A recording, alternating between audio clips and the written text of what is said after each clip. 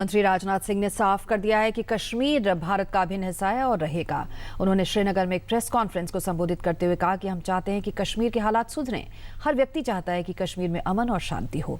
कश्मीर में आज सर्वदलीय प्रतिनिधिमंडल का दूसरा दिन था। कल गृह मंत्री जम्मू कश्मीर के गवर्नर से दिल्ली में मुलाकात करेंगे। कश्मीर में हालात सुधारने की कोशिशों के तहत सर्वदलीय प्रतिनिधिमंडल के साथ श्रीनगर पहुंचे गृह मंत्री राजनाथ सिंह अलगाववादियों पर जमकर बरसे। कश्मीर के हालात को सामान्य बनाने और शांति कायम करने के वास्ते 20 राजनीतिक दलों के 26 सांसदों के सर्वदलीय प्रतिनिधिमंडल के सदस्यों ने जम्मू कश्मीर में समाज के विभिन्न वर्गों के लोगों का प्रतिनिधित्व करने वाले 30 प्रतिनिधिमंडल के करीब 300 लोगों से मुलाकात की। इसमें सिविल सोसाइटी, राजनीतिक दल, यूनिवर्सिटी के टीचर, वाइस चांसलर, फल उत्पादक, छात्र और बुद्धिजीवी शामिल थे। प्रतिनिधिमंडल के दौरे के दूसरे दिन एक संवाददाता सम्मेलन को संबोधित करते हुए गृह मंत्री ने कहा कि वो इस बारे में आश्वस्त हैं कि राज्य में शांति बहाल होगी। घाटी में अमन की कोशिश के लिए पहुंचे सर्वदलीय प्रतिनिधिमंडल से मिलने से इनकार करने पर राजनाथ सिंह ने हुर्रियत नेताओं को आड़े हाथों लिया।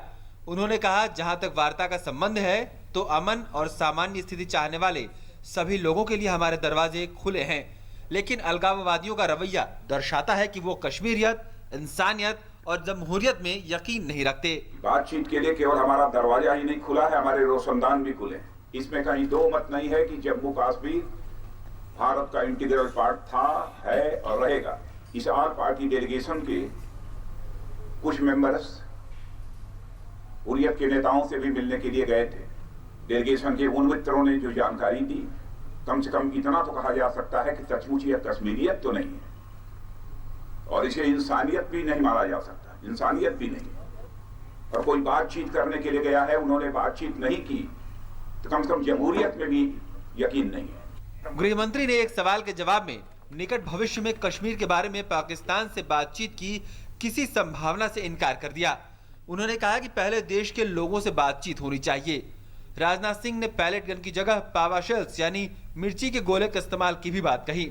उन्होंने कहा कि देश के विभिन्न हिस्सों में रहने वाले कश्मीरी युवकों की समस्याओं का समाधान करने के लिए मंत्रालय ने डॉक्टर संजय राय को नोडल अधिकारी नियुक्त किया है, जिनसे फोन पर संपर्क किया जा सकता है।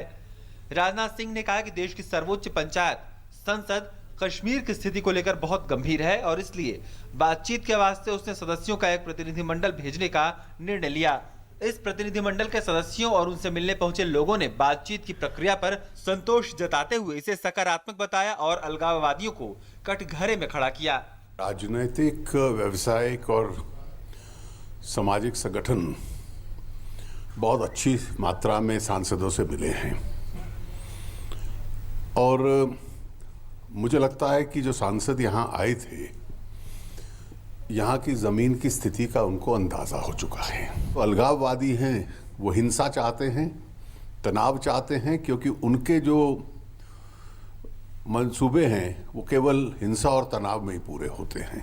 एक सबसे बड़ी पॉजिटिव इम्पैक्ट है कि इंडियन पार्लियामेंट की तरफ से हम आए यहाँ पे कश्मीर के आवाम के साथ उनकी दुख दर्द समझने के लिए, हमारी सहानुभूति दिखाने के लिए और हमारी इंटेंशन साफ करने के लिए हम इसका सॉल्यूशन चाहते हैं। इस वक्त वहाँ पे जो अलगाववादी अभियान चला रहे हैं वो न तो कश्मीरियत की बात करते हैं, न इंसानियत की बात करते हैं, न जमहूरियत की बात करते हैं। वो इस्लामी फासीवाद की बात करते हैं। उनको मालूम है कि अली शाह गिलानी, जिसके घर उनके ही आल पार्टी डेलीगेशन के नुमाइंदे मिलने के लिए गए थे, वो कहते हैं कश्मीर में जमहूरियत नहीं चलेगी, इंसानियत नहीं चलेगी, कौमियत नहीं चलेगी।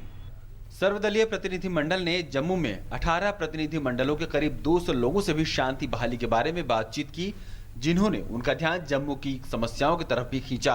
प्रतिनिधिमंडल ने जम्मू कश्मीर के मुख्यमंत्री, गवर्नर और राज्य के अधिकारियों से भी बातचीत की। सभी की यही इच्छा थी कि घाटी में हालात बदलने चाहिए।